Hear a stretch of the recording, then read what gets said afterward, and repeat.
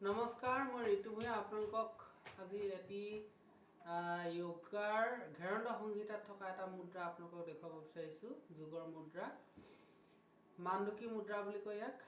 আৰু এই মুদ্ৰা কৰিলে আপোনালোকে আপোনালোকৰ যি চুলি, এই চুলিক বহুত দিনৰ বাবে নিৰোগী ৰাখিব পাৰিব। আৰু ই সৰ্বৰোগ বিনাশন বুলি কৈছে। আৰু বহুত দিন ই আপোনাক যুৱক কৰি ৰাখিব বা আপোনাৰ যৌৱনটো ধৰি ৰাখিব। এনেদৰে আপুনি বহা জেগাত এনেদৰে কম্বল এখন পাৰি লওক বহা জেগাত, কাৰণ মূলাধাৰ চক্ৰত যিহেতু তাৰ প্ৰেছাৰটো পৰিব লাগে। যিকোনো সময়তে কৰিব পাৰি এই মুদ্ৰা, খোৱাৰ পিছতো কৰিব পাৰি, আপোনালোকে খোৱাৰ আগতো কৰিব পাৰি, বেছি খালী পেটত নকৰিলে ভাল। আৰু বাওঁ ভৰিটো এনেদৰে ঘূৰাই আনিব আৰু সোঁ ভৰিটো এনেদৰে ঘূৰাই আনিব। ঘূৰাই আনিলে সোঁ ভৰি এনেদৰে আৰু এনেকৈ বহি আছে আপোনালোকে। তাৰপিছত হাত দুখন এনেদৰে ৰাখিব আৰু এই গুৰুহাৰ যি পিছৰ ভাগ, সেইটো পৰাপক্ষত এনেদৰে মেলি ৰাখিব। আপোনালোকে অকণমান এনেকৈ মেলি ৰাখিব, পিছপিনে স্বাভাৱিককৈ থাকক। স্থিৰ সুষম আসনম বুলি কৈছে, তাৰমানে আপুনি স্থিৰ হৈ সুখত থাকিব লাগিব এই আসনটোত। এনেদৰে থাকি আপুনি আপোনাৰ জিভাখন অকণমান ওপৰৰ পিনে উলটিয়াই এই তালুত যিডোখৰ কোমল জেগা আছে, সেই কোমল জেগাডোখৰত আপুনি খিটিক খিটিক তেনেদৰে অকণমান লৰাব।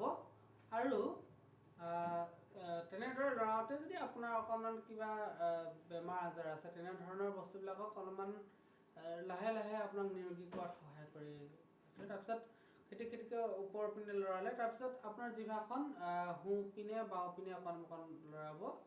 তেনেকৈ লৰাওঁতে আপোনাৰ জিভাৰ পৰা এটা বস্তু ওলাই, সেইটো সোধা বুলি কৈছে, মানে শাস্ত্ৰত যোগশাস্ত্ৰত অমৃত সোধা বুলি কৈছে।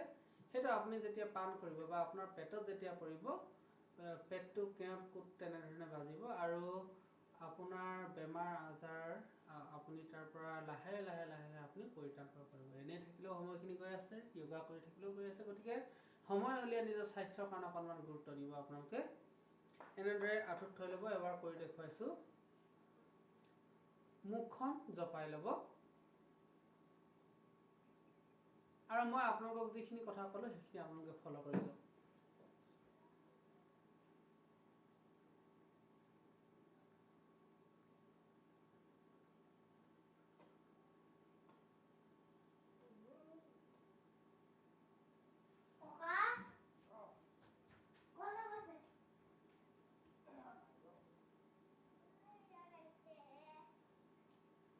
অকণমান কৰোঁতে আপোনালোকৰ সেই যিটো লিকুইড পদাৰ্থ, সেই পদাৰ্থবিধ ওলাব। আৰু যেতিয়া পদাৰ্থবিধ উৎপন্ন হ'ব আপোনাৰ মুখৰ ভিতৰত, আপুনি লগে লগে মুখখন জপাই থোৱা অৱস্থাতে আপুনি গিলি দিয়ক।